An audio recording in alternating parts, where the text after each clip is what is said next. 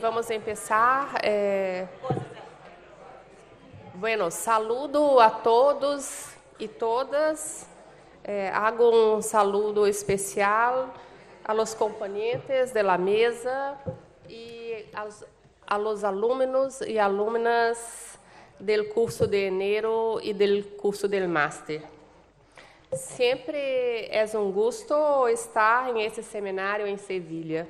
É um momento muito especial para rever nossos amigos e companheiros de luta, ademais de uma grande oportunidade de fazermos juntos uma reflexão acerca de temas importantes para a democracia de nossos países.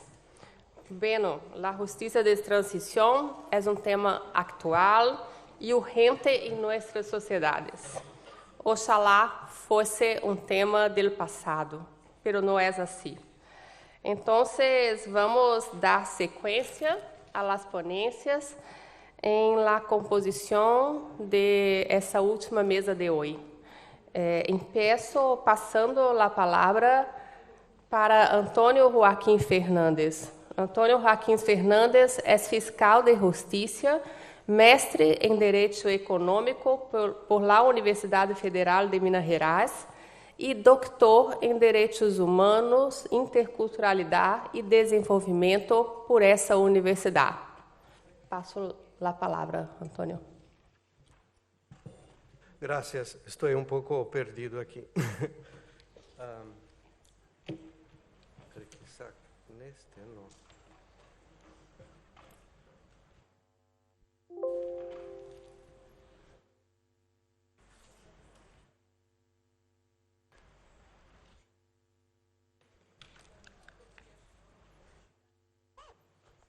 Creio que está. Gracias. Me saludo, professora Monia, companheiros de mesa. Muita alegria de estar em Sevilha. Muitas gracias ao Instituto Joaquim Herrera Flores e a Carol, a Prudente e a todo o equipo que nos proporciona este encontro. É muita alegria de encontrar outra vez e conhecer novas pessoas. E começo com uma anedota, ou quizá, como vivo há muitos anos em Minas Gerais, com um caos. E gostaria de... Nós estamos com muita chuva, foi um ano de muita chuva. Então, um caso de chuva. Choveu muito e os animais, as vacas, ficaram ilhadas. A vaca foi para o brejo, né? Então, num pueblo pequeno, né, elegeram algumas pessoas para ir fazer o resgate dos animais. E foram eleitos, então, dos vecinos, quizá primos da mesma família, pero eram inimigos, e sempre peleavam. E foram juntos para salvar, para resgatar os animais, e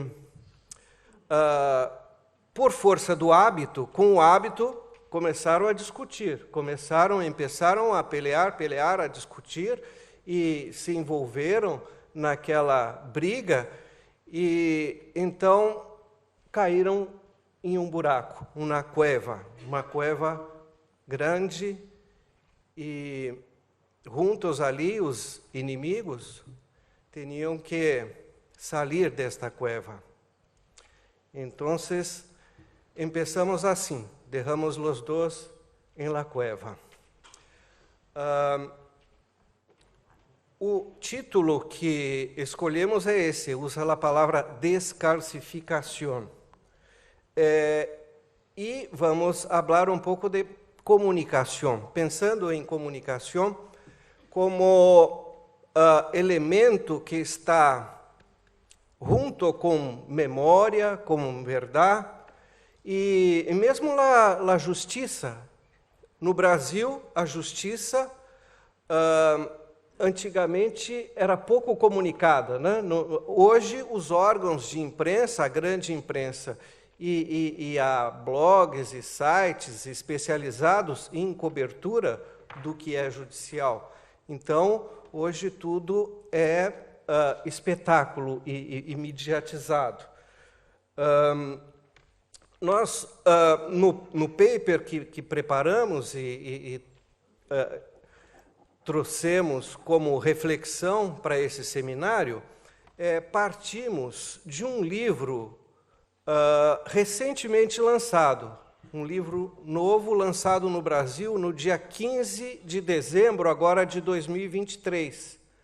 O nome é Biografia do Abismo. Então, nesse livro, a partir de pesquisas, encuestas novas e antigas, se trabalha a polarização, que vive para se extrair conclusões de um processo de polarização, e se chega ao conceito de calcificação, ligado à ideia de polarização afetiva, que vem sendo usada nos Estados Unidos após, né, o Donald Trump, para caracterizar o que está acontecendo, polarização afetiva e calcificação. Esse livro saiu, tem sido bastante divulgado, e agora que vejo que está invertido ali, né? Não? Bom, deixa assim. Vem sendo muito divulgado, e a palavra calcificação, então, é o nosso ponto de partida, que tem muito a ver com o que disse a Rosângela no painel anterior. As palavras, o que significam as palavras? Nós sabemos o que significam as palavras.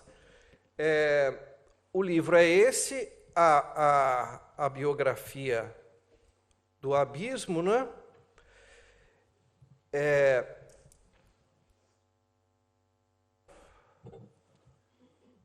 Perdão. E daí, essas duas palavras são importantes, ou duas palavras nós trazemos. Uma palavra, abismo. Abismo que aparece no título e que depois só aparece numa breve referência na introdução. Então fica a pergunta, qual o significado? O que se entende aqui por abismo? Que abismo é esse? Os autores só falam em abismo numa referência a Nietzsche, falando do perigo de, ao cair no abismo, nos confundirmos com o monstro que encontramos lá dentro. Não é? Como muitas vezes ocorre esse espelhamento. E a gente vê, hoje a gente está vivendo essa situação muitas vezes repetida ao longo do seminário, né? A situação de Gaza, dos palestinos, e o que vem fazendo Netanyahu, né? O que vem fazendo esses líderes da extrema-direita. E a calcificação? O que seria essa calcificação? Será que existe mesmo uma calcificação?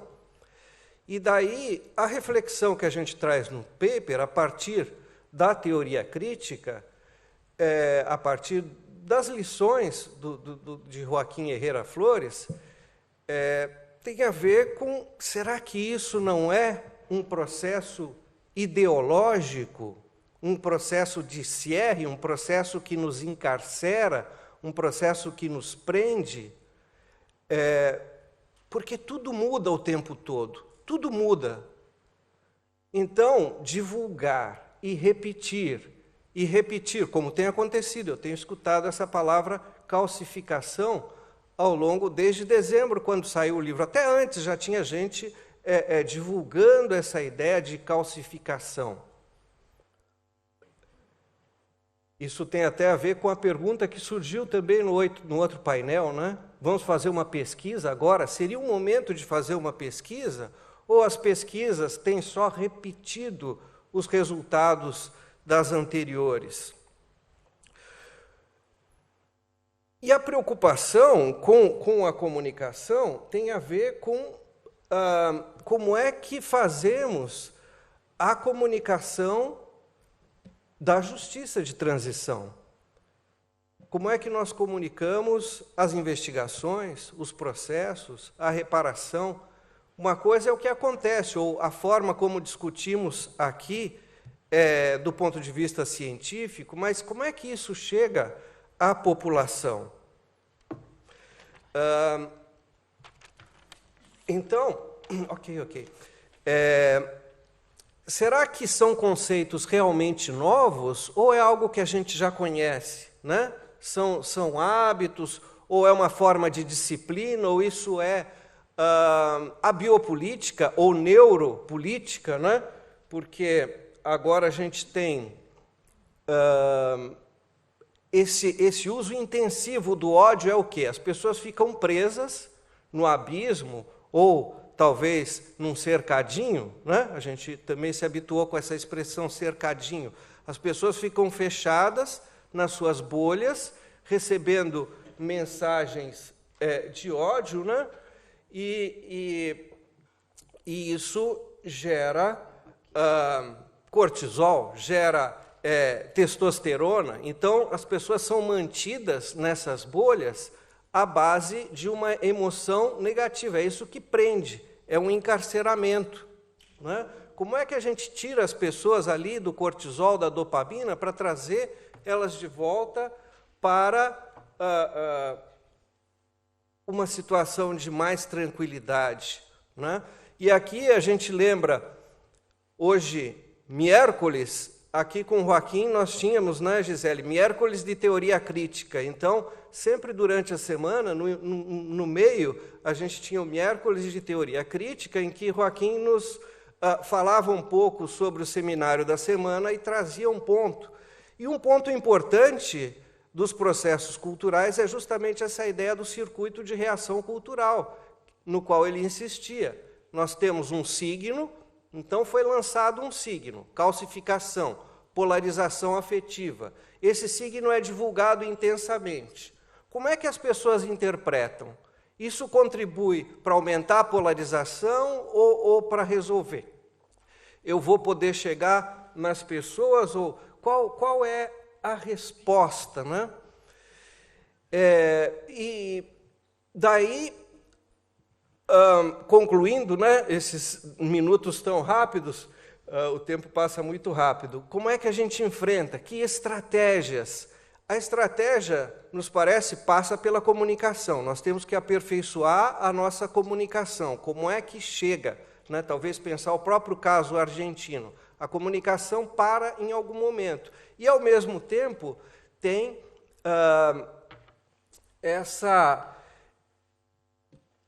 esse bombardeio de mensagens o tempo todo, prendendo as pessoas. Eu acho que é isso que funciona, é assim que funciona a biopolítica hoje, né? As pessoas ficam encarceradas nessas mensagens. E o caminho, a estratégia, então, a gente vê aqui como passando exatamente pela comunicação, pela cooperação, pelo diálogo, pela solidariedade. A construção de pontes. E eu termino com uma outra narrativa. O ano passado, nós estivemos em Cracóvia, né? Denise e eu estivemos em Cracóvia, visitando a Polônia, visitando campos de concentração ali, e nos impressionou muito a visita à fábrica de Schindler, em Cracóvia. E é interessante que ali a gente vai passando as várias salas, e nas várias salas a gente tem a memória, né, naquele museu, a memória do Holocausto, a memória ali da ação do nazismo. É uma memória como disse Maria José na abertura, né, que nós temos algumas memórias que são necessárias, que são obrigadas, que nós temos que ter esta memória. E ali uma memória necessária. Mas o que é importante, no final, depois de todas as salas, há uma sala de muita luz. A última sala é uma sala muito clara. É uma sala onde se recorda que, ao mesmo tempo que houve muita violência, houve coisas terríveis ali, essa última sala, que é a sala de luz, lembra que também existiram muitos gestos de solidariedade. Muitos gestos de solidariedade. Então, é um cuidado, né? Eu pratico yoga e meditação, nós temos que caminhar por essas salas da verdade, mas temos que sempre sair por essa sala lembrando da solidariedade, lembrando que qual é o nosso ponto de chegada, para onde nós queremos ir. No texto, a gente trabalha um pouco as ideias de Latour, e Latour ele diz isso, assim, que o centro, Joaquim também falava isso, no centro não acontece nada, e o centro, esse centro ideológico, que é egoísta, que é da violência, do ódio, ele por si perece, e o que cresce onde existe vida é onde existe solidariedade e cooperação. Agradeço a atenção.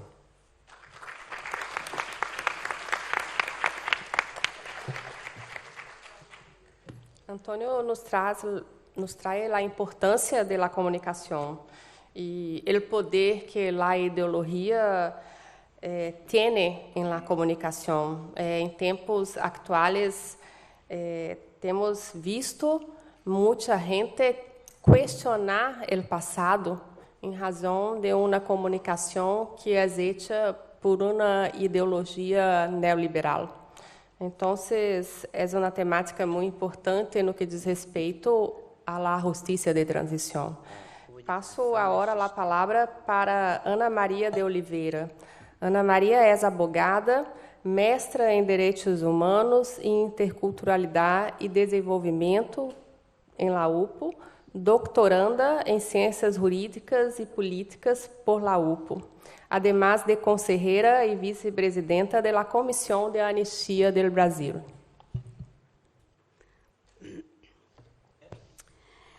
Boa tarde a todos e todas. Cumprimento em especial. Eu ia falar em espanhol amanhã, meu papel está pronto, mas o Prudente me adiantou a mesa. Então, eu vou falar em português porque fica mais fácil para depois que arrumei as ideias aqui, tentei arrumar as ideias. E agradeço, então, ao Instituto Joaquim Rila Flores pelo convite.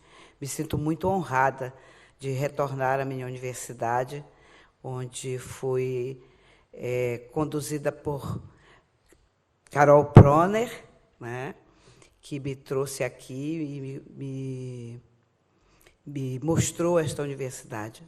Cumprimento também o professor Francisco Infante, pelo qual tenho especial carinho, porque também me acolheu quando eu cheguei aqui em 2019, praticamente clandestina por conta da eleição de Bolsonaro, né?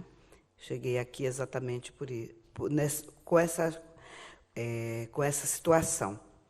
Bom, como disse, meu trabalho era amanhã, então as minhas anotações ficaram em casa, mas eu vou tentar recuperá-las aqui com vocês.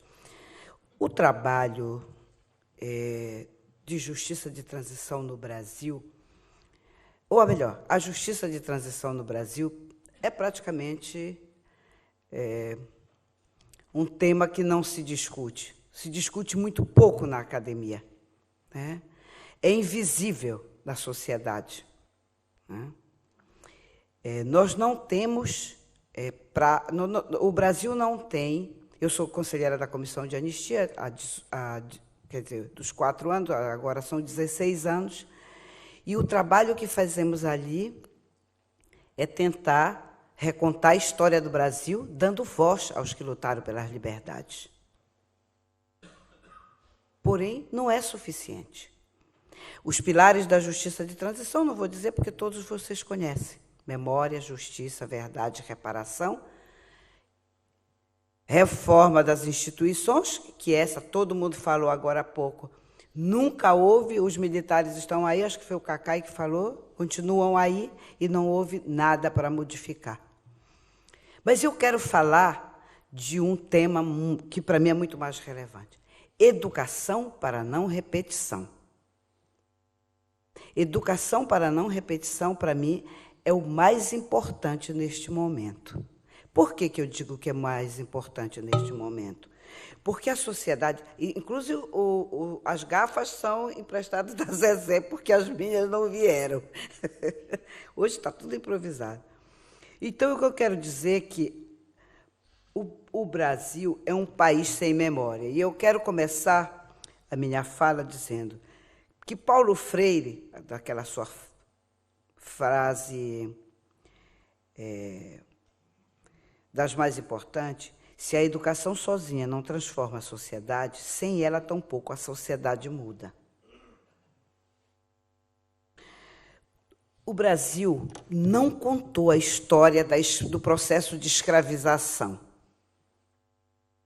Somente em 2006 foi incluído nos currículos escolares brasileiros a história da África. Não houve processo de debate acerca do que foi o processo de escravização. Por isso é importante que nós tenhamos essa reflexão, que esse modelo de inclusão seja feito nas escolas.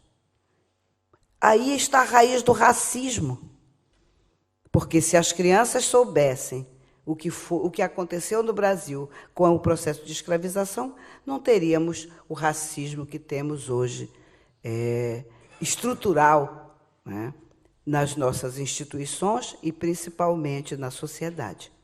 Então, o Brasil é um país sem memória, esqueceu o processo de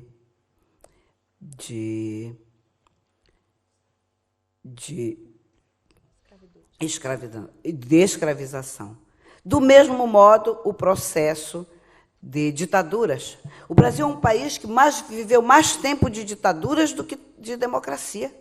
A nossa democracia é super jovem, é de 1988 para cá. O restante foi intercalado entre pequenos processos democráticos e outros ditatoriais.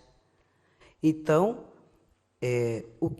o golpe de 64, que agora completa 60 anos, toda a nossa geração foi formada ouvindo que nós, no Brasil, tivemos uma revolução para livrar o país do comunismo.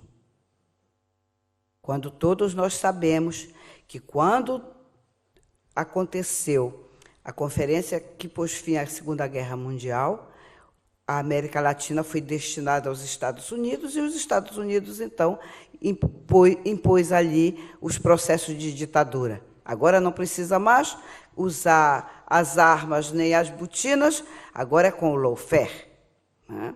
Então, quais são as minhas principais preocupações? Nós temos que ter educação para não repetição e formar, inclusive, os professores, porque muitos de nós aqui não fomos formados para saber o que tinha acontecido no processo ditatorial. Como é que os professores vão ensinar para os seus alunos que o que houve no Brasil foi uma ditadura sanguinária que matou, torturou,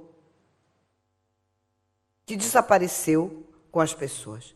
É só com a educação. Vou botar os óculos para voltar aqui, para dizer para vocês que a resposta a esta pergunta, a minha pergunta era outra, se a justiça transacional, qual é a estratégia para enfrentar a extrema-direita no mundo? Nós precisamos formar os nossos jovens, informá-los de que a ditadura foi um processo de grande destruição, que nós precisamos ter estratégia de enfrentar com a educação o que está acontecendo com as igrejas neopentecostais, porque elas, põem na cabeça dos jovens, elas estão ensinando aos jovens como serem de extrema-direita, intolerantes. No Brasil, as igrejas são muito disseminadas e acontece isso. Então, nós temos que ter uma estratégia de educação para poder evitar os processos como o de 8 de janeiro. Sem educação, nós vamos continuar tendo tentativas de golpe. Sem educação, nós vamos continuar tendo o que aconteceu em 8 de janeiro.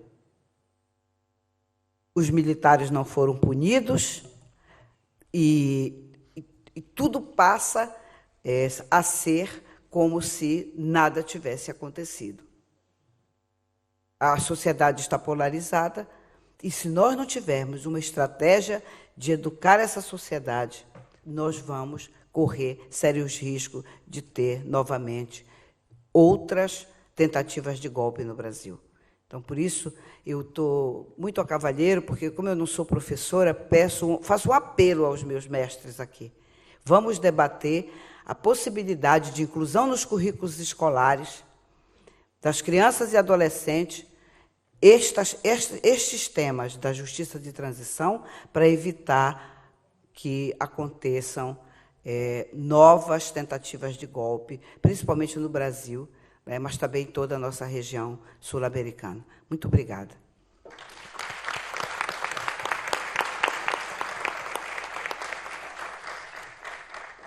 Graças, Ana Maria. Ana Maria señala a importância da educação para que não tenhamos a repetição de los hechos del passado. Los alumnos y alumnas del máster vão ter a oportunidade de profundizar los dos temas traídos por los proponentes, la educação e la comunicação bajo una mirada crítica. São dois temas muito importantes para que possamos ter uma visão real e clara acerca desse processo de transição, de justiça de transição, que estamos acá estudando durante esses dias. Passo agora a palavra para Luiz Alberto Vargas, que é juiz laboral em Tribunal Regional da 4ª Região do Brasil. Obrigado. Bom, vou falar em português, porque meus amigos aqui, sevilhanos, todos entendem muito bem o português, e faz tempo que eu não falo em espanhol. Então, estou destreinado. Então, vou falar em português. É um prazer estar aqui, agradecer a invitação e dizer da importância de estar aqui. Além de ser um prazer, é uma honra estar aqui, marcando aqui a presença já tradicional de brasileiros aqui nesse seminário, né? E estava dizendo aqui para a Charlotte, aqui, exceção da Marta, todos aqui são doutores pela UPA. Né? Eu faço parte dos brasileiros que foram, espiritualmente, se autoexilaram em Sevilha a partir do golpe de 2016. Né? E eu agradeço muito a isso, meu nome dos brasileiros, né, pelos que ajudaram a construir essa ponte.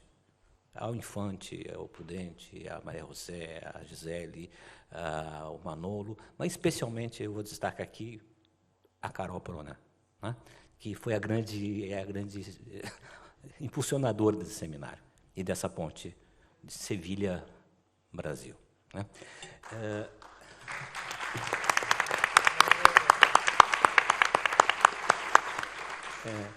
E eu destaco também a importância desse seminário aqui para os brasileiros. Né? Como é importante isso para nós a nossa atuação profissional, para a nossa atuação acadêmica, para a nossa militância no Brasil, como foi ter criado essa possibilidade de uma discussão, de um espaço de construção política, de solidariedade aqui, né, em Sevilha. Né? Por vários motivos, especialmente pelo aprendizado aqui do nosso mestre maior, que é Joaquim Herrera Flores, né? Mas também pela extrema oportunidade, pela extrema acurácia dos temas aqui envolvidos nesse seminário, né, que antecipam questões fundamentais que depois são discutidas, replicadas e levadas adiante no Brasil. Não esqueçamos nunca aqui que teve aqui a presidente Dilma, né, que nos mencionou a todos esse vídeo foi apresentado pelo Mauro, né, mas também outros temas, né, que são trazidos. E esse tema que hoje é trazido aqui em Sevilha, sem dúvida marcará o debate político do Brasil nos próximos tempos. Isso é fundamental.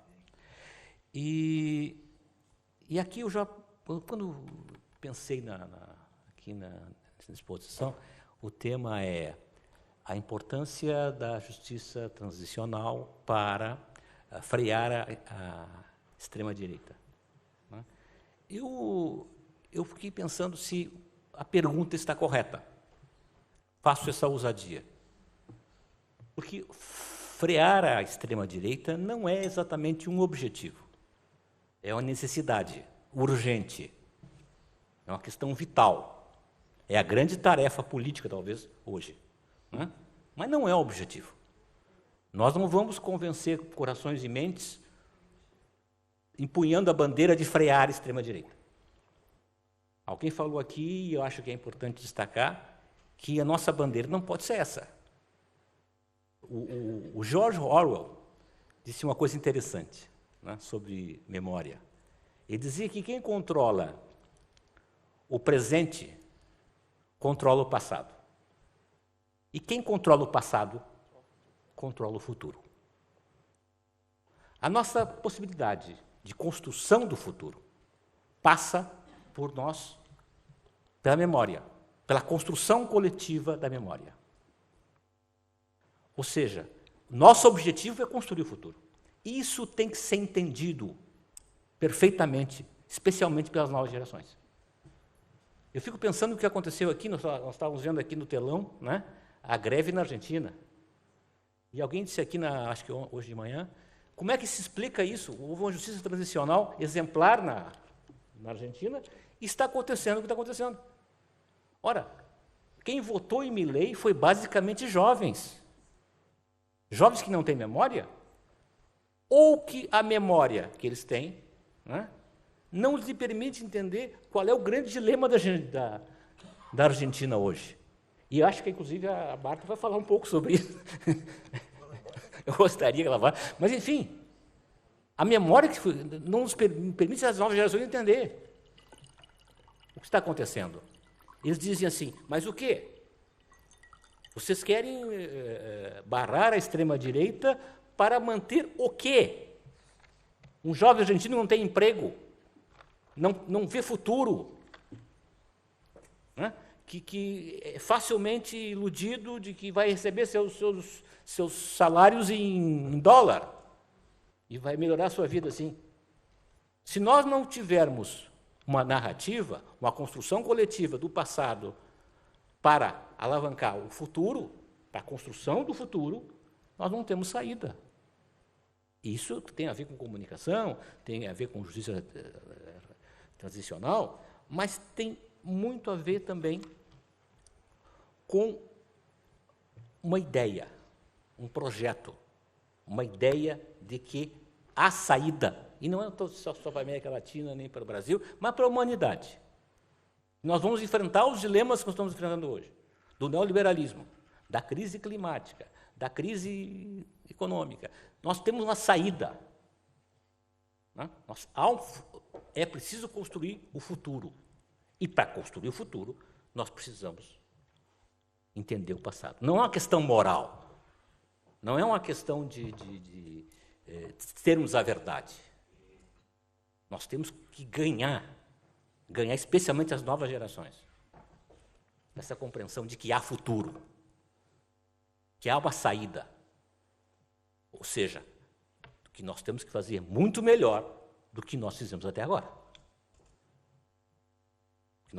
A nossa geração, com toda a luta que tivemos, nós colocamos a humanidade num buraco que é difícil entender qual é a saída. Então, a primeira coisa a fazer é fazer a nossa própria autocrítica. E aqui eu sou o desembargador do trabalho. Né? E digo o seguinte, o que o judiciário fez em relação à justiça transicional é muito pouco. Se é que fez alguma coisa. Se é que não desconstruiu o que era possível. Né? E faço autocrítica também como juiz do trabalho, que o Sayonara aqui, tem outros colegas aqui. Né? O juiz do trabalho, participando com a Sayonara agora há pouco de um seminário lá em Brasília, né? 2 minutos, que, na verdade, o que eu esperava uma autocrítica, né? Por ter perseguido e desmontado o direito coletivo do trabalho, o direito de greve. Né? E, ao contrário, parece que a justiça do trabalho parece que lava as mãos. Enfim,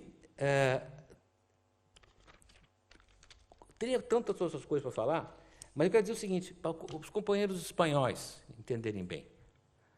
A questão no Brasil não é a mesma aqui da justiça transicional espanhola, porque a ditadura brasileira, né?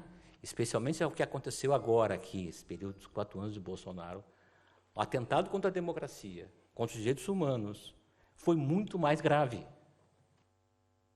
Estou vendo aqui no jornal as questões aí da Catalunha, do processo e tal, não tem nada a ver.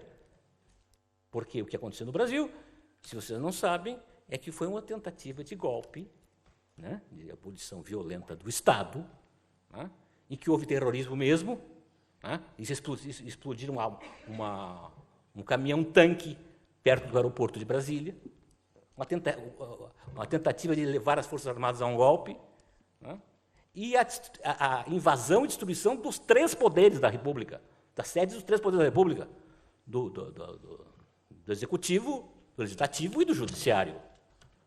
Né? E quando se tentou prender, se conseguiu rechaçar a invasão, se tentou prender os golpistas que se refugiaram perto do Exército, lá, perto do quartel, o general, comandante, né, o ministro do Exército, botou um urutu, um tanque, para impedir que as forças democráticas, as forças da PM de Brasília, entrassem e prendessem os golpistas. Disse, aqui não. E disse isso para o ministro da Justiça. E foi feita uma negociação com os militares para poderem ser, efetivamente, os golpistas presos no dia seguinte. Essa questão continua em disputa. Ainda está disputado se esses golpistas vão ser responsabilizados ou presos ou não. Nós ainda estamos disputando. O que eu quero dizer com tudo isso? O que tem a ver com a justiça transicional?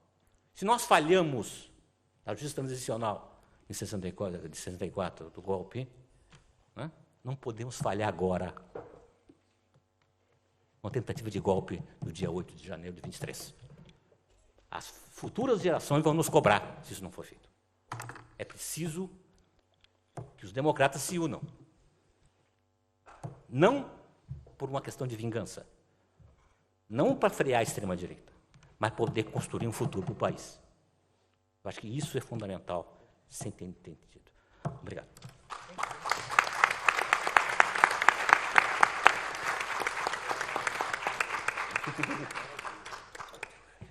Graças, Luiz Alberto. Luiz Alberto nos traz 2 pontos muito importantes. O primeiro, a questão de los jóvenes e de como essa ideologia neoliberal ha conquistado muitas vezes um discurso de que não há outra salida e que, por lo tanto, não há muito o que fazer. Pero esse máster e esse curso de enero, que tem muitos jovens participando e estudando as questões com uma mirada crítica, é que nos traz esperança de que vocês possam se enxergar o mundo de uma forma diferente e fazer lutas que revolucionem o que está acontecendo em los dias atuais. O outro ponto que Luiz Alberto traz é a impunidade. E como em Brasil não tivemos ou não aproveitamos a oportunidade de fazer com que os culpables fossem punidos por suas ações. E como isso hoje genera uma sensação de que tudo é possível, e essa sensação tenho certeza que foi que muitas pessoas, muita gente em Brasil fossem à rua, às calles, em dia 8 de janeiro. Oxalá possamos agora ser diferente e punir essas pessoas. Passo agora a palavra para Marta Skinner. Marta é mestre em Ciências Políticas e Sociologia por la Sociedad Brasileña de Instrucción. É professora assistente de la UERJ e também é professora titular da Faculdade Cândido Mendes. Bom, boa noite a todos. Antes de mais nada, queria agradecer, né, o prestigioso convite, né, para esse seminário, que eu acho que, como disse bem o Vargas, é uma marca, né, importante, né, eu acho, para a academia e para a academia brasileira, essa iniciativa. Eu queria agradecer, antes de mais nada, a Prudente, a Carol, a Gisele Ricobon, a Francisco, né, a Charlotte, a Ricobon, né, e todos que estiveram por trás dessa organização, né, e o Manuel, né, de levantar esses temas tão importantes, como foi dito aqui na primeira mesa, né, que, de certa forma, inaugurou uma série de debates, né, que foram importantes não só para a América Latina, para o Brasil, mas como também para o mundo inteiro. Então, essa pergunta, pensando aqui agora, quando ele estava falando, que vocês colocam para a mesa, eu gostaria de acrescentar alguma coisa. Ele diz assim: se a justiça de transição seria uma estratégia para frear a ascensão da extrema-direita. Aí você já respondeu quando você falou da Argentina, né? Quer dizer, a Argentina é um exemplo clássico, né, que não basta só a justiça de transição, porque foi uma justiça de transição exemplar, né? Eu até brinco e digo, os argentinos são radicais em tudo, né? Tanto para uma ditadura sangrenta como para punição. E, no entanto, a gente está vendo emergir lá um movimento que consegue ser pior do que aconteceu no Brasil, que era uma coisa inimaginável, alguém ser pior do que Bolsonaro, né? Você encontra o Milei, né? Então, o que eu quero chamar a atenção é que eu acho que há algo mais, né, além da justiça de transição, que eu acho que foi tão bem falado por especialistas, pessoal do judiciário, com uma competência muito maior do que a minha, que não sou advogada, não sou da área jurídica, sou da área econômica e política. Então, eu acho que o que a gente tem que refletir, eu acho que o ambiente em que se prolifera essa extrema-direita não depende só da legislação, não depende só da normatização, né, de providências ou punições ou uma lei mais severa. É claro que isso já foi mais do que falado na necessidade até para a construção da memória, né, como disse Ana Maria, para que a nossa juventude conheça a história do Brasil. Né? Eu sou de uma geração também que praticamente era proibido, quando eu comecei a dar aula na universidade, você não podia falar de golpe de 64. Mesmo agora, no golpe de 16, quanto tempo se levou discutindo se era golpe ou se não era golpe? Né? Quer dizer, se é golpe parlamentar, se é golpe militar, se é golpe jurídico, não interessa, mas a discussão. Então, essa dificuldade de aceitar até a realidade. Eu acho que é importante essa discussão para que se registre, né, e que haja, portanto, uma memória e que os nossos estudantes, os nossos jovens, conheçam, né, a história do país e para que isso não se repita. Eu sempre brinco com um professor de história que dizia isso. Se não aprender a história, vai repetir. Eu era muito garota, achava que ia repetir a disciplina. É porque a gente repete a história, na verdade, né? Eu sabia da história. Então, eu quero remeter um aspecto que me chama mais a atenção. Se você pensar, a América Latina, esse ano que passou, fez 50 anos do golpe mais sangrento da América Latina, que foi o golpe do Chile. São 50 anos de tentativas e golpes que vingaram, outros que não vingaram, mas tem-se, em média, na história do século XX, tentativas e golpes, no total, na América Latina, em torno de 200. Quer dizer, é um continente extremamente visado, né, com essa situação de submeter, né, as nossas sociedades, a população, a nossa economia, a nossa política a determinados ditames. Que ditames são esses? Né? Na verdade, eu acho que a gente tem que levar em conta um pouco o que a Arissa colocou da gestão externa da nossa soberania, né, que acaba ficando na mão de alguns outros países. Então, eu acho que a gente tem que levar em conta que é na situação de sobrevivência, de carência, que emerge essa extrema-direita. Né? É na questão do trabalho, é na questão econômica, porque é pela via econômica que você melhora de vida, você pode consumir mais, você pode viajar, você pode comer, você pode fazer seu projeto de vida. E o que a gente se observa, se você prestar atenção, o debate econômico inexiste. Não se fala mais em debate econômico no mundo. O debate político retirou, né, o debate econômico. Isso, na verdade, é uma forma, quer dizer, é o resultado, né, da aceitação e isso o Rubens vai falar melhor amanhã, né, de todo um processo neoliberal, né, que foi conquistando corações e mentes, não é apenas imposto, porque quando nós entramos nessa praça, né, do modelo neoliberal, que foi a entrada dos 90, foi sob a tutela, foi condição de uma negociação de uma dívida externa.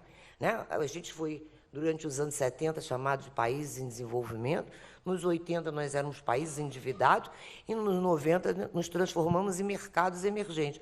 Atualmente nós somos chamados de economias emergentes e botam a gente agora nessa classificação sul-global. Eu agora prefiro falar em maioria global, entendeu? Em vez de falar em sul-global. Então, essa nossa entrada nessa esfera, nessa exigência, né, de um programa, né, recortado, delineado pelos think tanks do mercado financeiro, representados aonde? Em Washington, por isso que chamou o consenso de Washington, está ali em torno de Washington, aqueles pensadores, que estão dizendo, olha aqui, olha ali, o que tem que se fazer? É isso, é isso, é isso. Então, nós entramos nesse programa quase que subjugados pela questão da dívida externa.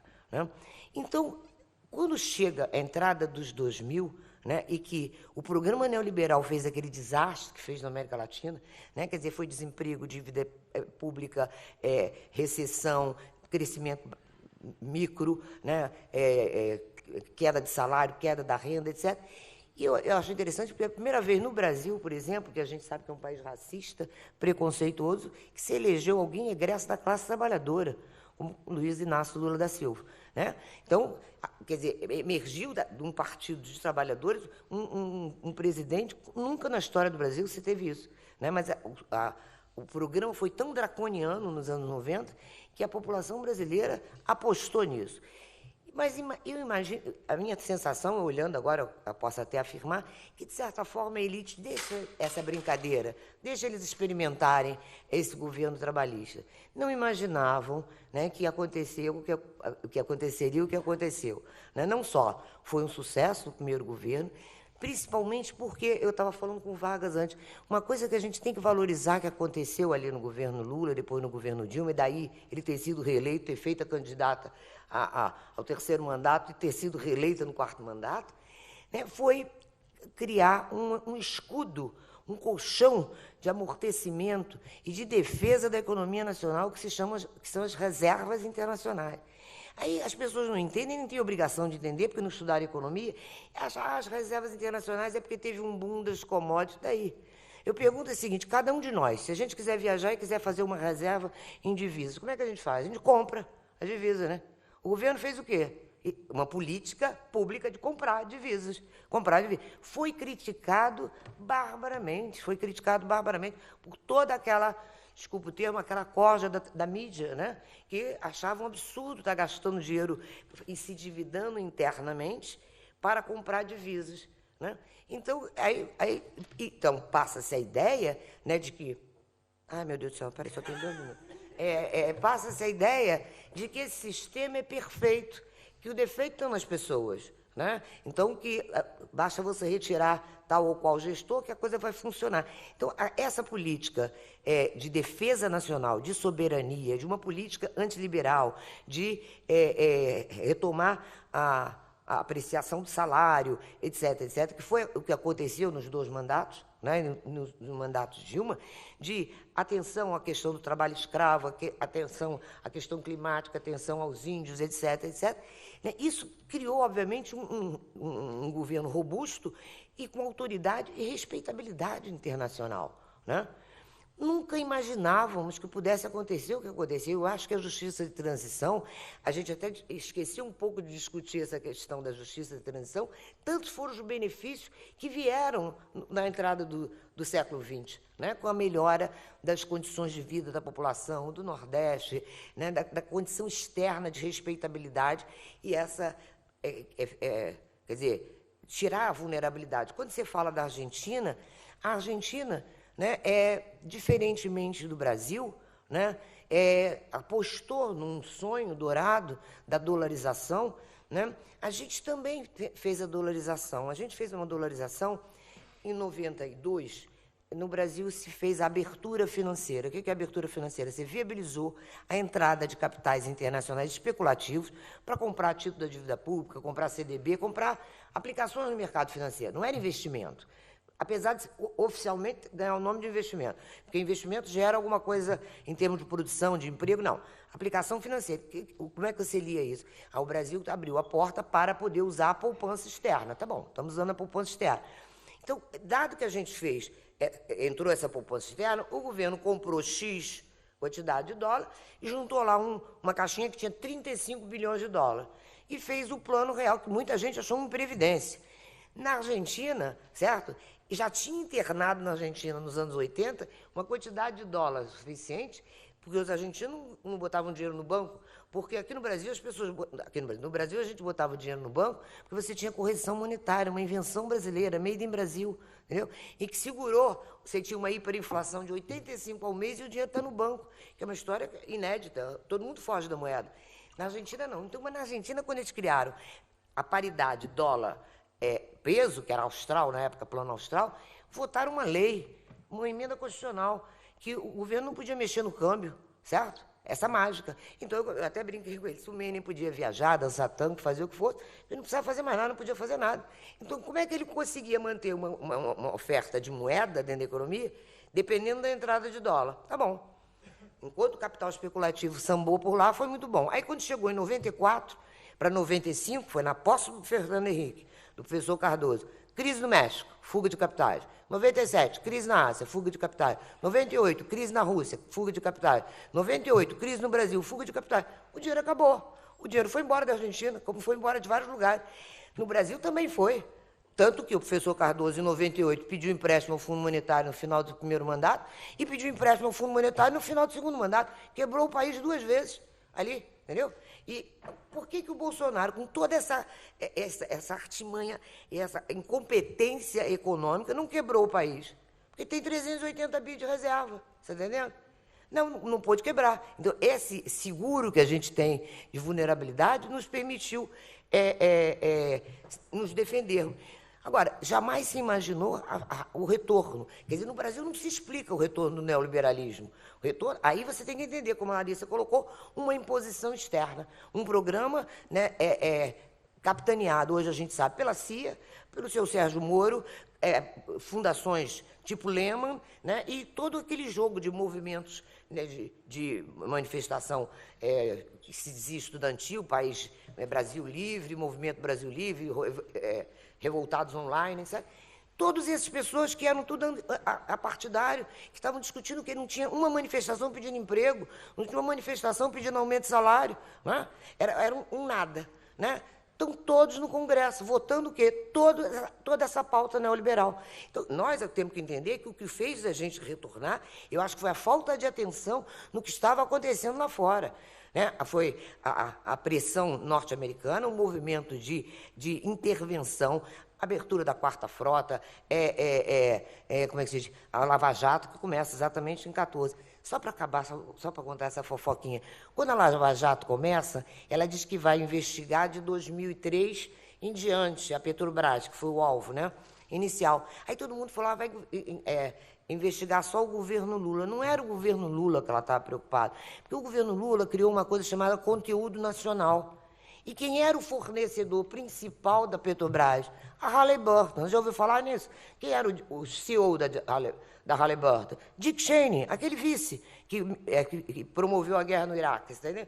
Então, teve ingerência declarada. Quando eu falei aqui em 17, que eu falei isso, alguém falou para mim, essa é a teoria da conspiração. Eu aprendi no meu curso de ciência política que conspiração é a gramática da política. Né? Você pode ter teoria do poder. Era briga de poder, agora briga de cachorro grande. E que nos colocou, não só o Brasil, como todos os outros países da América Latina, a bota em cima. Né? Então, a gente submeteu. Então, eu só quero festejar aqui que, apesar da minha pouca possibilidade de falar da justiça como é que se diz? Transição, né? Eu acho que o Brasil reconquistou a democracia. Né? Como disse o Cacai, numa situação bastante problemática, com um Congresso bastante conservador, mas ganhamos um ambiente totalmente dominado pelo capital internacional, dominado por todas as tramóias que foram feitas durante a campanha, né? Durante todas as investidas do setor dos militares. Agora, realmente, conquistamos tudo isso, estamos em lua de mel, mas temos esse problema a resolver. Essa tutela militar. Isso eu acho que vocês, juristas, têm que bater muito com isso, porque isso é o grande problema que nos acompanha há mais de meio século nos golpes, todos liderados pelos militares, que são aliançados diretamente, são todos eles formados na Escola das Américas, certo? E que entendem o Brasil como um apêndice, né? Como um apêndice do Império. Então, o meu recado era mais ou menos esse, eu não tenho muito mais o que falar assim, especificamente, mas eu acho que é importante que a gente perceba como o neoliberalismo esvaziou o debate político e apartou a questão econômica. Não se fala mais em luta de classe, não se fala mais como é que se diz? Em desigualdade. O Lula que está trazendo esse assunto e as pessoas dizem, o que desigualdade? Parece que foi hoje que ele descobriu, né? Mas está aí. Mas se fala, quer dizer, se substituiu isso por aquelas pautas identitárias que são importantes, todos nós defendemos essas pautas identitárias, mas não podemos substituir a questão da desigualdade da luta de classe com a questão identitária. Era isso, tá? Obrigada.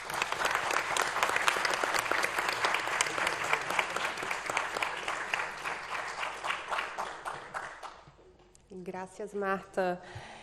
Marta nos señala a importância de uma discussão crítica acerca do debate econômico e da desigualdade. E traz o exemplo de Argentina, que nos mostra que uma justiça de transição eficiente solamente não basta para que possamos frear o avanço da outra direita. Agora passo a palavra a Charlotte Bach. Charlotte é doutora em Ciências Jurídicas e Políticas por essa universidade. É mestra em Direitos Humanos, Interculturalidade e Desenvolvimento por la UPO e também mestra em Relações Internacionais por la UERJ.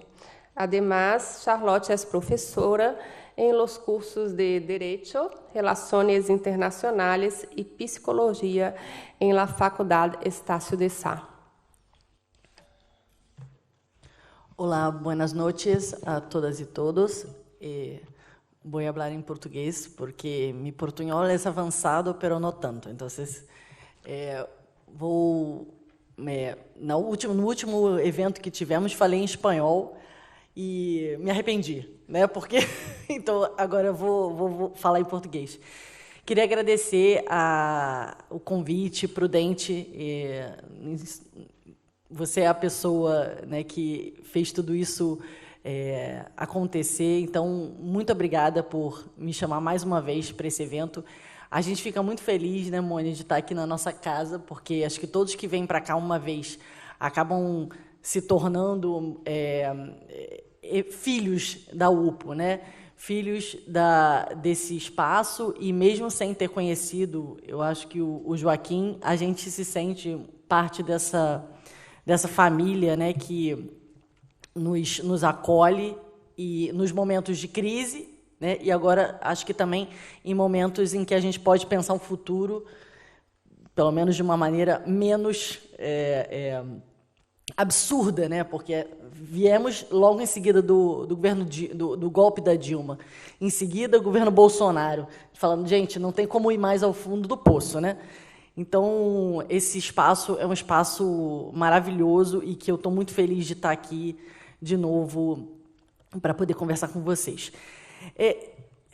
Depois de tanta gente, né, professores e amigos, e minhas bibliografias, né, que leio, todos falarem hoje ao longo do dia, e depois também dessa mesa, fiquei refletindo um pouco sobre como que poderia contribuir nesse espaço tão curto de tempo para alguma discussão sobre justiça de transição e a sua relação aí com a extrema-direita. O Antônio aqui nos traz a questão da comunicação, né, a importância da comunicação. A Marta fala sobre a economia. Ana Maria fala sobre educação. Vargas nos traz a questão da narrativa. E hoje, ao longo do dia, falamos sobre memória, sobre história, sobre sistema de justiça e sobre o direito. Acho que, talvez, uma contribuição que eu possa dar aqui para o debate seja uma tomada, acho que é necessário para que a gente possa pensar numa justiça de transição como uma estratégia para combater a extrema-direita, em fazer uma justiça de transição e debater economia, direito, história, mas de uma maneira em que a gente politize esses temas. A Marta aqui, eu não sei se é porque a gente é tão amiga e a gente já se ouviu tantas vezes que a gente tem aqui uma conexão, né? A politização do debate precisa ser feita. Não basta a gente falar sobre uma justiça de transição, sobre uma economia, né, sobre uma narrativa, sobre uma comunicação ou sobre uma educação, porque elas não estão num vácuo. Precisamos falar disso dentro do espaço em que temos, né? E como o Joaquim, né, como o Herrera Flores nos traz, que é um espaço de relações de poder, que são relações de poder completamente desiguais e relações de poder que seguem, ao longo da história, sendo desiguais. Então, a despolitização da nossa história, né, a despolitização da economia, o afastamento da educação, de uma opção política que precisa ser feita pela nossa educação, a comunicação também sendo feita como se houvesse simplesmente uma informação sem qualquer tipo de objetivo, porque nada se faz sem um objetivo, para alguém, em algum lugar, né, com algum objetivo. Então, acho que a ideia que eu gostaria de trazer para o debate é como politizar esse tema da justiça de transição, né? Como que a gente consegue trazer de uma maneira mais objetiva, mas ao mesmo tempo também de uma maneira com uma opção moral esse tema de justiça de transição. Acho que, no primeiro lugar, o tema poderia ser tratado de forma a visibilizar que temos relações sociais desiguais. Temos relações sociais desiguais e que fazem parte constituinte da modernidade, da contemporaneidade, e se estamos falando do Brasil, é impossível falar sobre relações desiguais que não passem pela questão do gênero e pela questão racial. Então, em primeiro lugar, acho que a gente poderia politizar a discussão sobre justiça de transição, trazendo essa ideia de visibilização das nossas relações sociais e, especialmente, das nossas cicatrizes, né? O Gessé Souza fala que nós temos uma cicatriz no Brasil, que é a cicatriz da escravidão, que, por mais que ela esteja, enfim, a gente tenta tampar ela com um band-aid, a gente tenta, enfim, ela nunca vai ser curada. Ela é uma cicatriz que nos marca, marca a nossa existência sociológica, política, social, econômica, enfim. E, em segundo lugar, depois de visibilizar essas relações desiguais, eu acho que a gente, a partir daí, consegue denunciar que existe uma contradição entre o discurso que é feito, seja na comunicação, seja na educação. Quem é professora, né, Ana Maria, sabe que os alunos, a gente apresenta uma coisa, mas, professor, isso na vida real não acontece. Pois é, e aí a gente faz o quê? O que a gente responde, né, nesse momento? Então, denunciar essa contradição e tentar pensar na realidade, né, como uma forma de espelhar a nossa criação acadêmica e etc., e não o contrário. Acho que é importante que a gente traga a realidade para dentro dos espaços de discussão e que denuncie que existe uma contradição, que é uma contradição, e uma contradição que também tem um cinismo, né, que é absurdo nesses temas, especialmente no tema de justiça de transição. E depois dessa denúncia, eu acho que é importante a gente pensar em questionar, né, este modelo que está sendo feito hoje, né, de justiça de transição. Ele é um modelo que que nós queremos, é um modelo que a gente gostaria, né, e quais são as consequências desse modelo. Esse modelo é um modelo que deu certo em algum lugar. Esse modelo é o nosso modelo, porque também não adianta a gente trazer ideias, né, como o Machado de Assis que falava, o Brasil gosta de importar ideias, né, ideias fora do lugar. Né? Então, que ideias são essas? Precisamos pensar e questionar e tentar, de alguma forma, desestabilizar ideias que já estão, de alguma forma, feitas, estabelecidas, e, por isso, podem nos parecer uma boa opção, mas talvez não seja. E acho que, por último, e aí acho que a Comissão de Anistia, Prudente, Zeca, enfim, a ABC, todo mundo que participa, né, desse nosso movimento aí pela anistia, pela justiça de transição dos militares e agora uma possível justiça de transição, é uma posição política para propor transformação. Uma justiça de transição que transforme não apenas aquilo que vem sendo feito, mas acho que também uma transformação de futuro, como o Vargas traz aqui. Vocês estão vendo que eu estou aqui também construindo, pensando aqui junto com a mesa, tentando dar alguma contribuição para esse debate.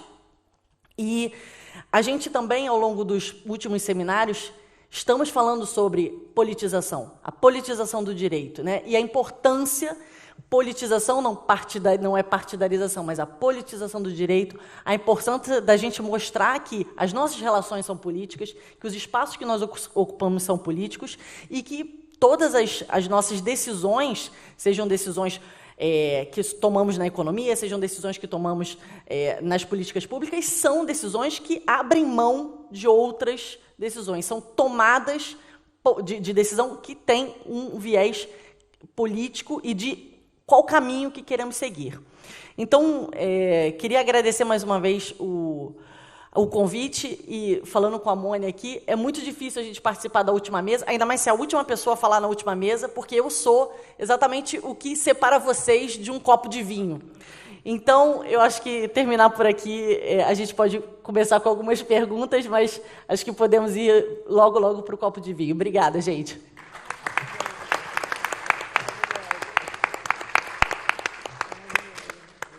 Graças, Charlotte.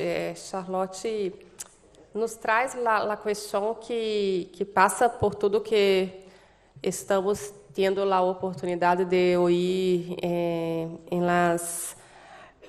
ponências desses dos dias, não? Que é o hecho de que há um projeto político.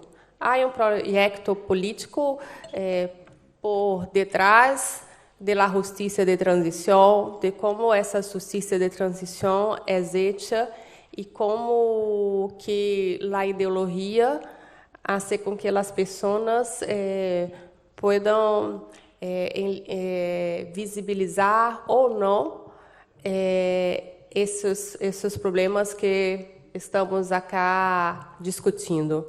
Então,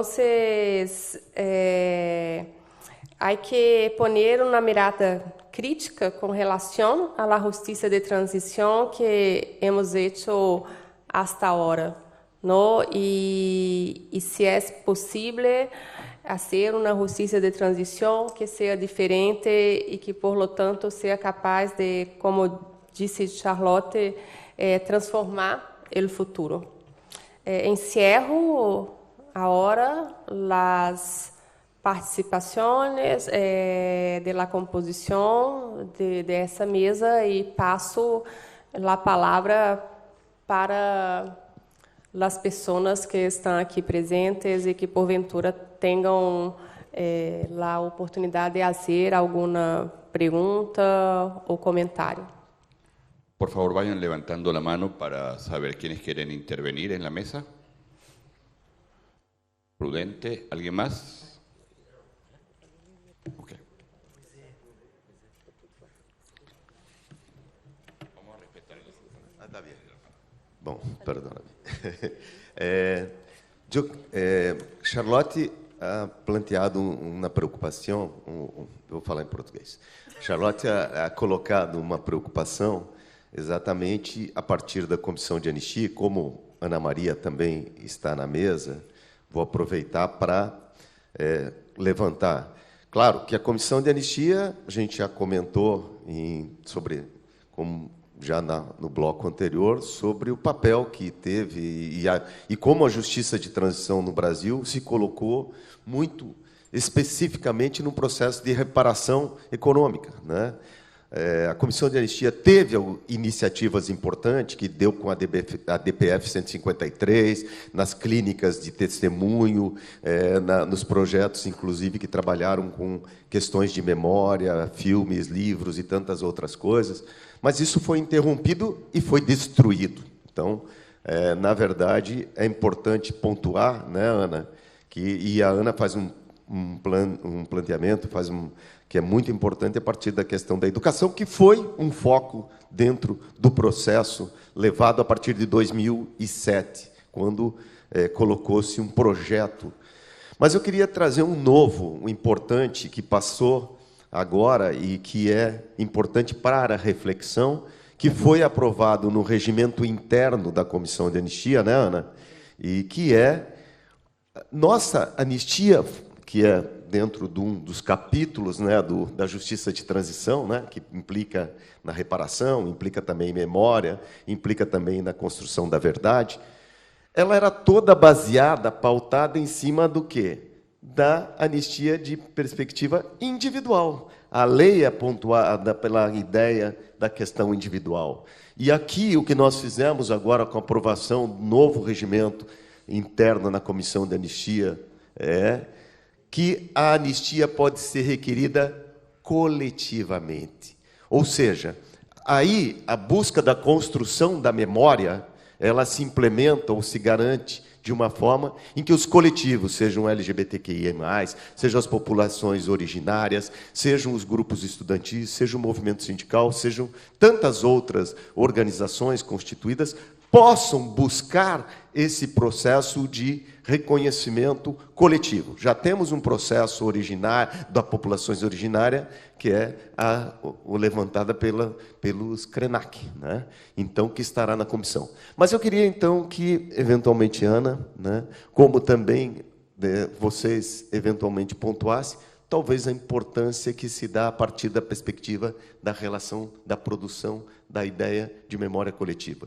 Manuel falou antes, né, Manuel? Desculpa fazer essa ponte, da importância de fazermos, como tu disse, é isso. E a ideia de esses processos, eles tirarão essa individualidade para nos remeterem, possivelmente, mas isso depende da efetiva ação que se possa colocar no âmbito da sociedade. Gracias. Hay 2 palabras pedidas. Les voy a pedir que sean breves, por favor, para poder aprovechar el tiempo que nos queda.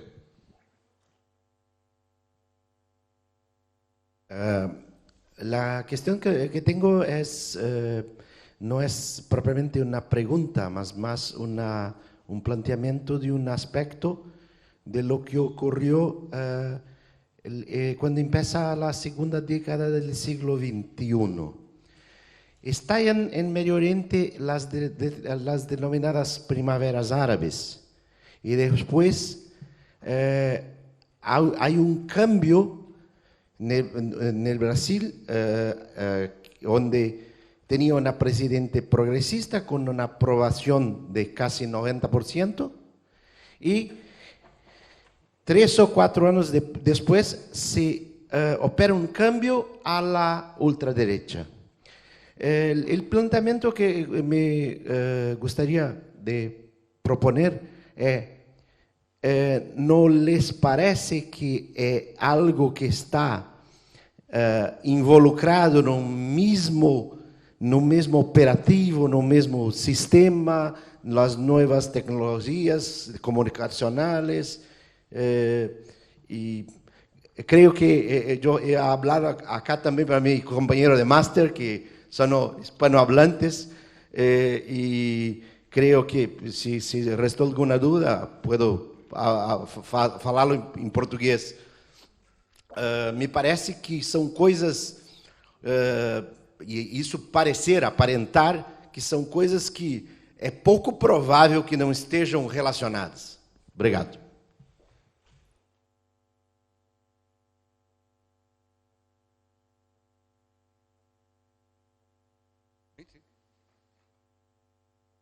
Antes você tinha pedido a palavra, né?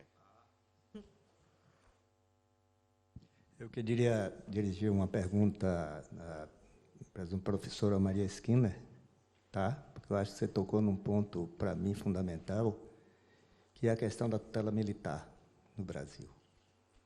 Tá?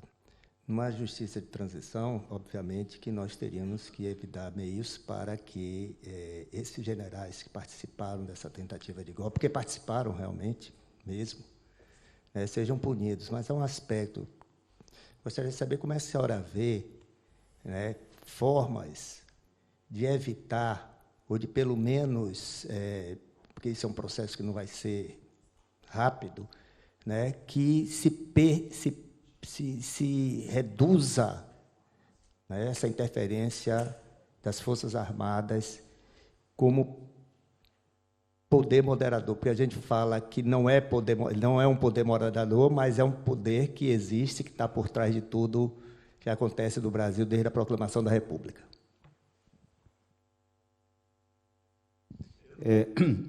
Boa noite. Saudar a mesa, todos os componentes, e a minha pergunta é dirigida ao desembargador Luiz Vargas. O desembargador Luiz Vargas tem a mesma preocupação que eu, e a mesma reflexão que eu sempre faço, que é em relação à justiça de transição não ser uma estratégia em si, mas um meio.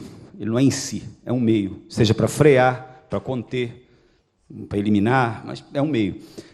E o desembargador coloca com ênfase, o que eu também penso, por isso que me identifiquei com a sua fala, mas tem uma pergunta, porque no final me deixou uma lacuna. No final, o desembargador diz que temos que vislumbrar e apontar a saída, porque só o meio não vai... Então, a minha pergunta é no seguinte sentido: que elementos de saída vê o desembargador?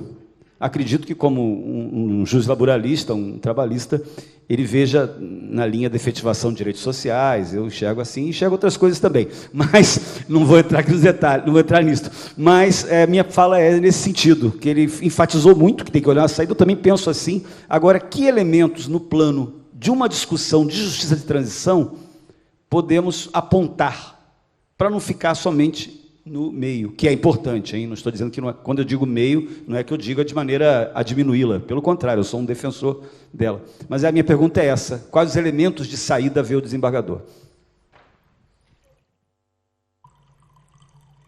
Sí. Temos, então,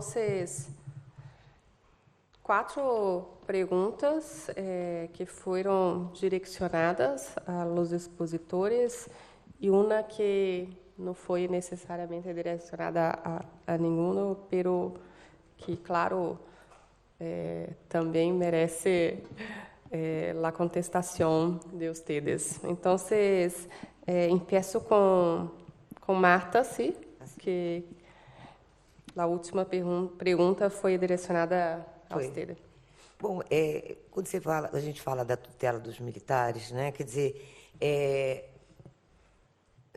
eu não teria uma resposta pronta, nem econômica, nem sociológica, nem política. Eu acho que tem que ter coragem e ambiente para fazer isso. Eu fico pensando no exemplo da Argentina, né, que fez. Né? No entanto, não impediu a volta da extrema-direita. Quer dizer, o que eu acho que responde a essa pergunta dessa mesa, que não necessariamente a responsável pela ascensão da extrema-direita é a questão da justiça de transição. Né? Porque, por exemplo, na Europa não viveram o que nós vivemos nesses últimos 50 anos, a quantidade de golpes, né, e tentativas de golpe. E, no entanto, também a extrema-direita está se espalhando por uma questão decorrente da geopolítica e da geoeconomia. Né? Quer dizer, as guerras ao terrorismo, os refugiados, os imigrantes, né? O empobrecimento em função da crise, consequência da crise econômica de 2008, a crise do euro, né? A submissão da força financeira sobre países como a Grécia, como a Espanha, como Portugal, como tantos outros. Quer dizer, tudo isso a gente está vendo se alastrar e aparecendo onde se jamais imaginou.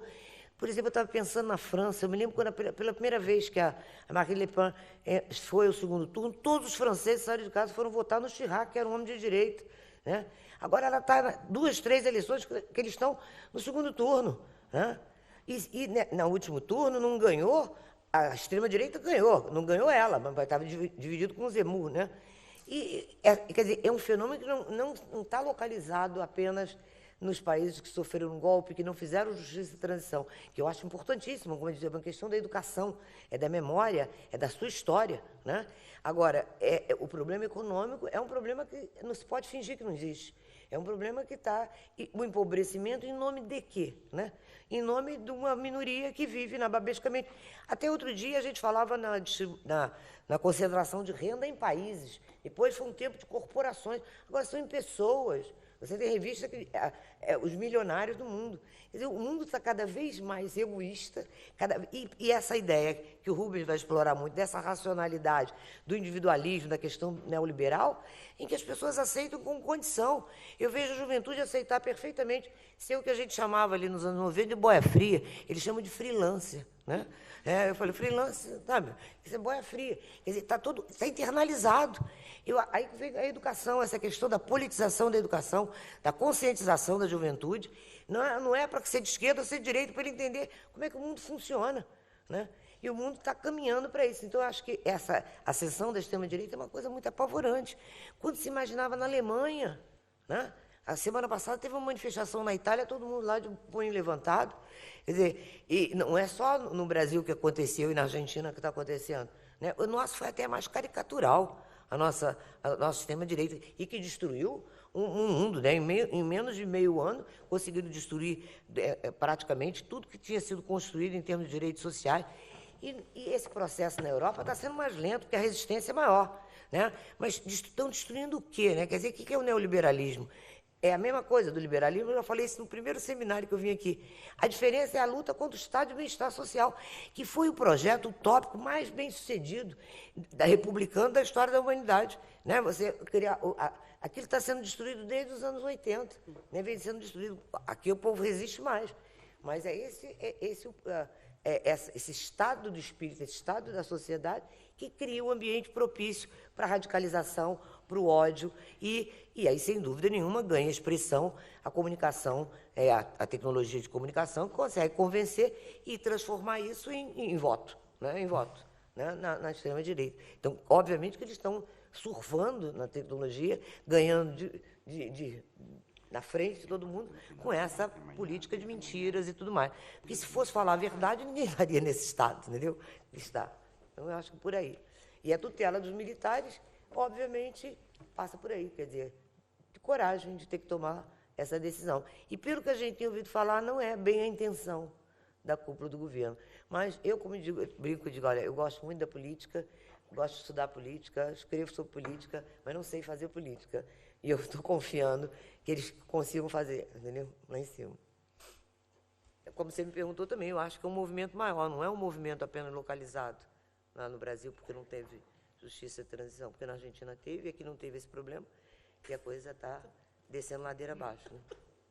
Graças, Marta. Passo a palavra para Ana Maria. A pergunta hecha por Prudente. Bem, o Prudente bem colocou os projetos que nós tivemos a partir de 2007, na perspectiva de fazer uma justiça de transição mais abrangente, que não fosse meramente para fazer a reparação econômica, que já é uma grande coisa, mas não é o suficiente, né? A reparação econômica foi muito destinada aos servidores públicos e aos militares, e os trabalhadores em geral. O colega que está aqui, que advoga na Comissão de Anistia, sabe o quanto os trabalhadores em geral que mais sofreram, a sociedade em geral que sofreu, não há direito à reparação. Né? Então, nós tentamos fazer, nós fizemos, na verdade, algumas ações de memória, verdade, né, e justiça, no sentido de propor para a sociedade um debate mais efetivo, quando nós levávamos as caravanas de anistia para os locais onde as pessoas tinham sido presas e torturadas, o que fazia com que repercutisse na sociedade. Né? É uma forma também de educação para não repetição, na medida que a sociedade fica sabendo o que aconteceu. Né? E agora, recentemente, com o retorno da comissão, como disse o Prudente, estamos na perspectiva de uma reparação mais ampliada, né? Que os trabalhadores possam propor, por exemplo, uma reparação coletiva, como aconteceu, já várias empresas foram flagradas, porque só se propuseram a dizer assim, fazer meia-culpa, porque foram flagradas em documentos, né, como é o caso da Volkswagen, e que os trabalhadores possam ter essa reparação coletiva, né, que os povos originários possam ter essa reparação coletiva. Essa é agora a nossa principal bandeira dentro da Comissão de Anistia. Né?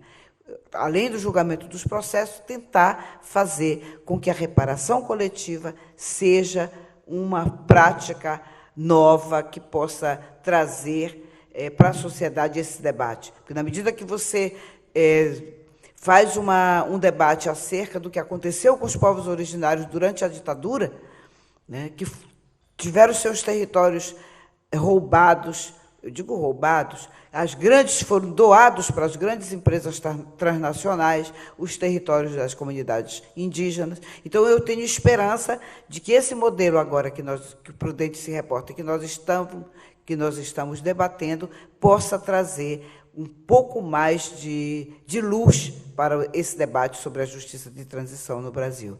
O demais, concordo com todos os planteamentos que foram feitos aqui na mesa, porque, efetivamente, como disse a Marta, se nós não nunca mais se discutiu o que é o capitalismo e o que ele faz nas nossas vidas. Né? Hoje virou esse neoliberalismo, que é o processo mais difícil de enfrentar, né, que a gente não tem muito como enfrentar. Né? Nossas velhas teorias marxistas não dão conta mais de enfrentar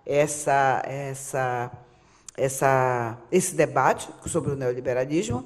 E, como disse o Antônio e a Charlotte e o próprio Vargas, hoje a tecnologia é que domina, né?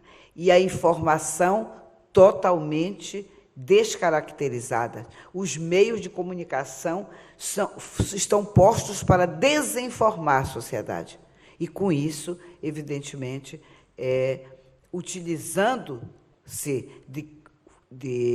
como é o caso no Brasil, dos espaços das igrejas neopentecostais.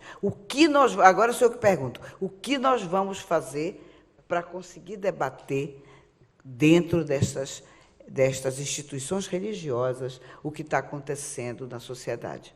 Então, muito obrigada, agradeço mais uma vez por estar aqui com vocês. Obrigada, Prudente, por ter me feito ver com as gafas da Zezé. Obrigada. Graças.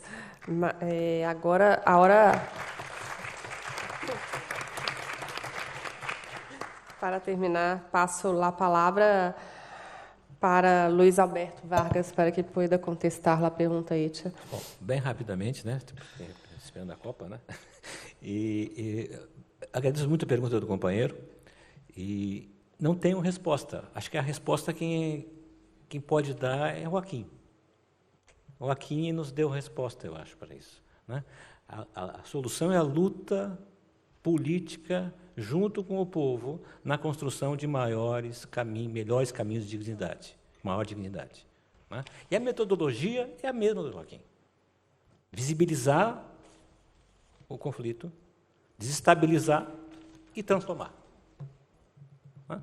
E é isso que nós temos que fazer, né?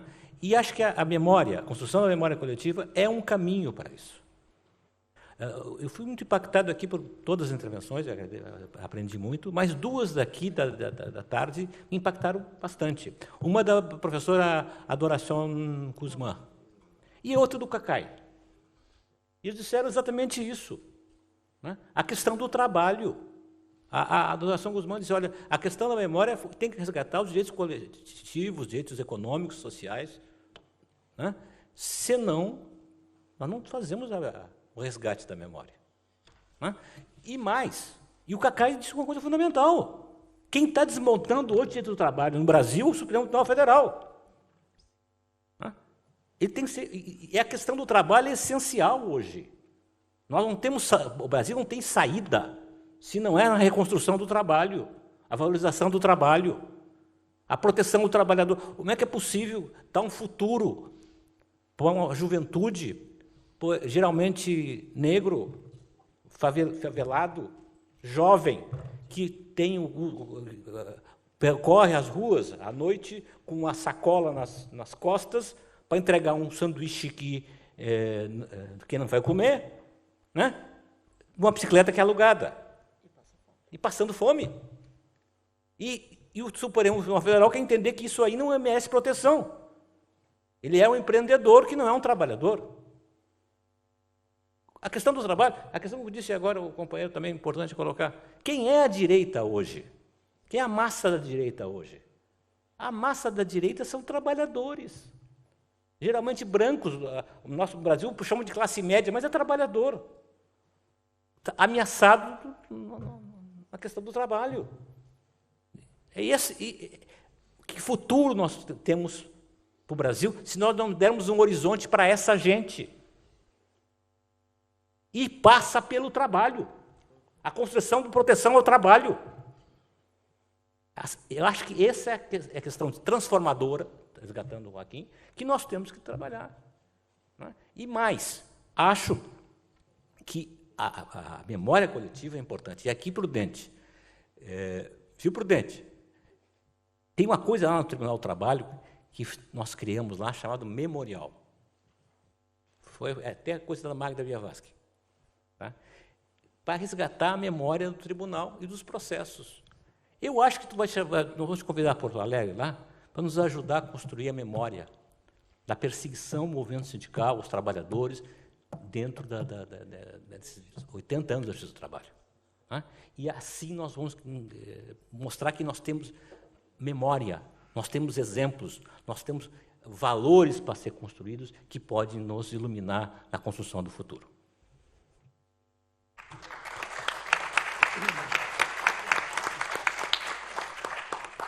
Graças, Luiz Alberto. Antônio, Hice un pedido para que pueda também falar, solamente pido que seja breve, porque Sim, já claro, estamos claro. um pouco... Duas coisas. Uma da pergunta sobre a saída, né? Parece que a questão não é exatamente a saída, mas o ponto de chegada, e ter clareza sobre esse ponto de chegada, né? Essa lembrança é importante da ideia da proposta de Joaquim de visibilizar, né, como estratégia para desestabilizar e cambiar, mas eu gostaria principalmente de comentar o que nos traz Prudente, né, na linha do que disse Ana Maria, em relação ao coletivo, que passa pela educação, e a educação para não repetição. Então, em termos de estratégia, né, é importante as estratégias sejam pensadas a partir de comunicação, e comunicação social, para todo mundo. Mas, além da comunicação, nas reflexões sobre a memória, a gente tem que pensar também sobre a memória, o aspecto terapêutico da memória. Porque, assim como a educação não prescinde da memória, os processos educacionais estão sempre ligados à memória, também na cura, né? E a gente pensa mais individual, e eu acho que a gente tem que pensar mais na cura coletiva, a memória é importantíssima. E os depoimentos que a gente teve de vítimas, familiares de vítimas aqui, nas sucessivas mesas, mostram exatamente isso. Quer dizer, às vezes a pessoa quer ali uma cura. E pensar, então, como um processo, para além de educacional, terapêutico, que leve a uma evolução, né, o progresso civilizatório, eu acho que esses são os retos, né, os objetivos do ponto de vista coletivo. É isso.